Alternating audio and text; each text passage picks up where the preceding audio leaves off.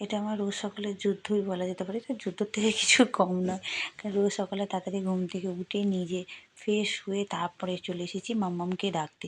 মাম্মামকে good morning বলার সাথে একটা ছোট্ট স্মাইল করে আমার দিকে তাকায়। ওর ঘুম ভেঙে যায় সাথে, সাথে।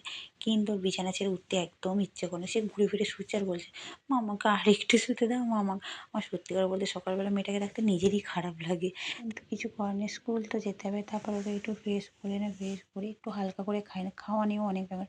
সকালবেলা একদম খেতে ভালো লাগে না। ওই জোর করে একটু খাওয়ালাম। তো রোজেরই আমার কাকা শ্বশুর দিতে যাই, যেহেতু ও দুদিনের জন্য ঘুরতে গেছে, ও নেই। তাই জন্য আমাকেই যেতে হবে। ওই জন্য মাম্মাকে বলছি, "তাড়াতাড়ি রেডি হয়ে নাও। আজকে তুমি আমার সাথে হেঁটে, হেঁটে স্কুলে যাবে।" ব্যাস! দাদু দীঘা চলে গেছে। আমাকে নিয়ে যায়নি। কেন নিয়ে যায়নি? অনেক কথা ও।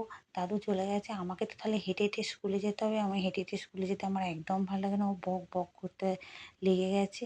ও দাদুর উপর খুব রেগে গেছে। বলছে, "আমি দাদুকে খুব রেগে গেছি। আমি ফোন করে খুব বকবো।" আমি, "আচ্ছা ঠিক আছে, ফোন করে পরে বকবি।" এদিকে ওর সাথে কথা বলতে, বলতে এদিকে মাম্মাম প্রায় রেডি হয়েই গেছে। মামাকে বলছি, "তুমি চটপট রেডি হয়ে নাও, তারপর আমি রেডি হবো।" তারপর ওকে রেডি করে নিই, নিজেও রেডি হয়ে এবার চলো টাটা করে চললো। হঠাৎ দরজা খুলেই দেখছি ওর বোন দাঁড়িয়ে আছে সামনে। বোনকে একটু চটকে আদর করে নিল। বোনকে বললো, "তুই আমাকে আদর করবি না?"